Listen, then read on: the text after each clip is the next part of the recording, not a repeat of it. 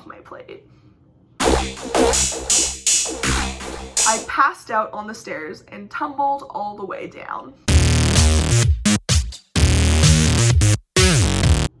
The Sharpie from his face has moved to my face.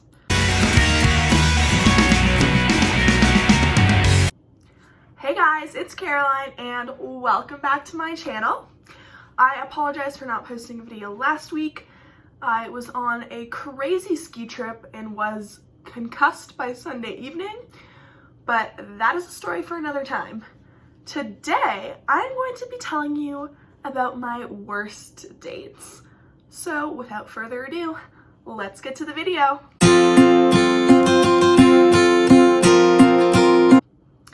My first story takes place when I was set up on a date by my friend and her boyfriend. Now, I've met this person once before, just briefly at a party. I really didn't know anything about him, but I'd just gotten out of something with another person, so I was excited to just go on a casual date, have fun. So the boy asked me to meet him at the restaurant we were having dinner, and he told me that he made a reservation. So I get there, and now keep in mind, we had met, but just briefly in passing. I walk up to him, I'm in the middle of saying hello, and he just grabs me and kisses me. Now, I'm not gonna get into the ethics of this, but that is inappropriate and uncalled for on so many levels. Kisses me on the lips, to be clear. So I was already kind of shaken up and now stressed about this date. So we enter the restaurant that he claims he's made a reservation at, and of course there's no reservation. So already in the first 5 seconds of the date, he has whatever the word is, but grabbed me and kissed me without my consent and has lied about the reservation. So we start walking. Now we're just walking, searching for a restaurant. We find one, we go inside. And it's just very awkward.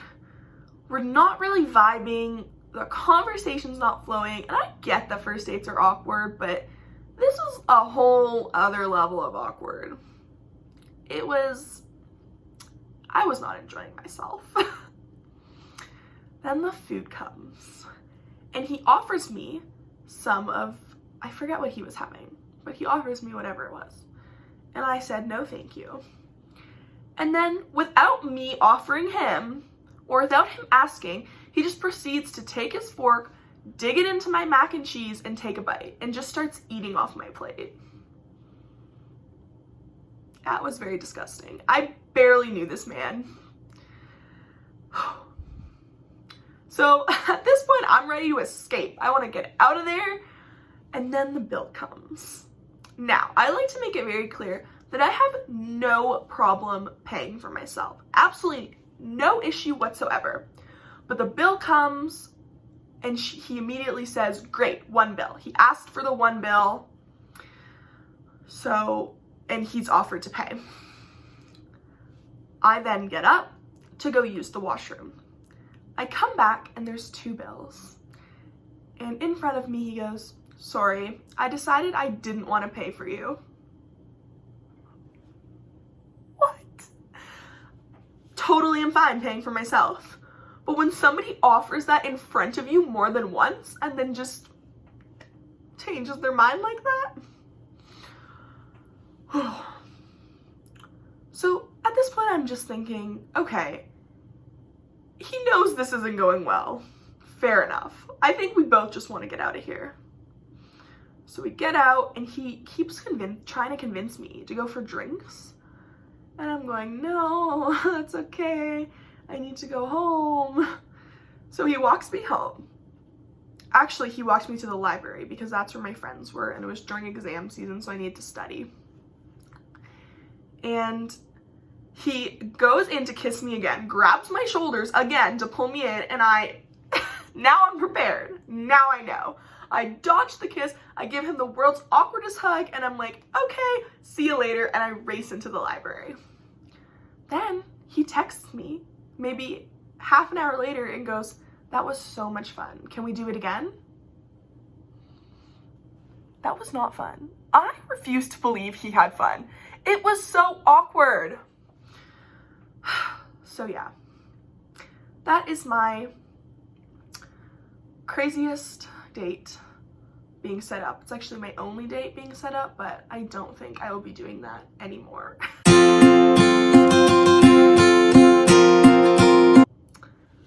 My next story takes place when I had a boyfriend and there was a formal dance we were going to.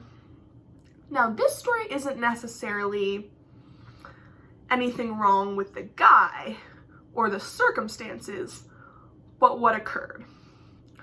So it's the formal, we're all getting ready, we're all excited, and my boyfriend starts saying that he feels a little ill. He has a migraine, he feels nauseous, you know, so I'm a little disappointed because I wanted to go to this formal with him, but I just tell him, you know, it's okay if he wants to go home and rest. Obviously his health comes first, but he said, no, you know, I'm gonna wait it out. So we get to this location where we're all taking photos, and all of a sudden he just runs away. And he comes back and he goes, I puked. Like, I'm sorry, this is it, I need to go home. Fair enough. He heads home. So the night is already off to a bit of a rough start. We get to the venue. Keep in mind, it's pouring rain and we're waiting outside for probably half an hour to get into this venue, all huddled under this one umbrella. We finally get in and I start getting a headache, but it's a headache I've never had before. It was like a pounding in my temples and I thought, oh my God, now I have a migraine. But it wasn't that bad. I was trying to ignore it, and then all of a sudden I started to feel nauseous. So I ran and I puked. And so I go to the medics who are on site for this formal, and they're trying to help me. They're convinced that I'm drunk, which I hadn't even had a drink. I was just, my head was sore and I was nauseous, and whatever my boyfriend had, I had somehow caught, and it had just hit me.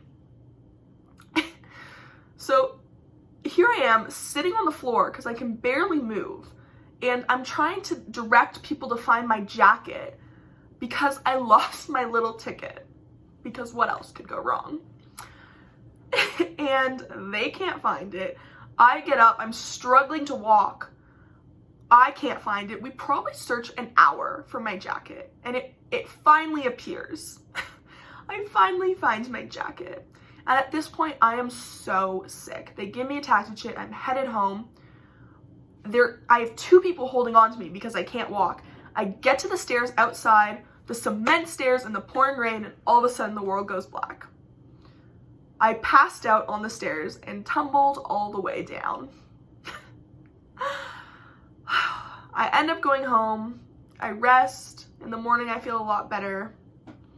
But I was very excited for that formal. I paid a lot of money for it. I spent a lot of time getting ready, only to end in a lot of pain and a lot of sickness.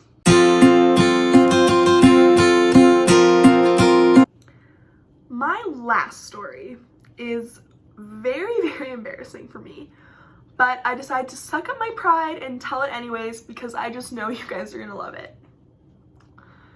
So it takes place when I was 18, and I went with one of my best friends to a party that some of her friends were having. So she only knew a few people there. I didn't know anybody except her. And this was a time period of my life when I was still kind of shy. But I like to go out and I like to have fun, so I was excited. So we get there and we're mingling and we're talking. And at this point, I didn't really know anything about boys. I'd never had a boyfriend. I'd been in an all-girls high school for 4 years. Boys were just very foreign to me. And so I met this guy. And, you know, we started flirting. And then at one point in the night, he disappeared. And when he reemerged, he had Sharpie all over his face. People had written things, people had drawn things. I'm sure you can imagine what those things are. I will censor them for the sake of this video. But I don't care. I'm like, oh, a guy. I finally feel comfortable talking to someone. I'm gonna continue flirting and talking to this guy. And then after a while, he begins to kiss me. And when he stops, the Sharpie from his face has moved to my face. Of course, I don't know this, so I'm just walking around the party, having a great time, talking to all these strangers, and I have a Sharpie all over my face. To this day, I do not know this guy's name. I call him Sharpie. All my friends call him Sharpie. They continuously remind me about him. I had his number for maybe 2 days, and his name in my phone was just Sharpie. So that is quite the story, but I hope you guys enjoy. That's it. Thank you guys for tuning in for another episode of Storytime with Caroline. I hope you guys enjoyed. If you have any recommendations for future videos, write them in the comments below. Like, subscribe, and watch my future videos. Thanks. See you next week. Bye.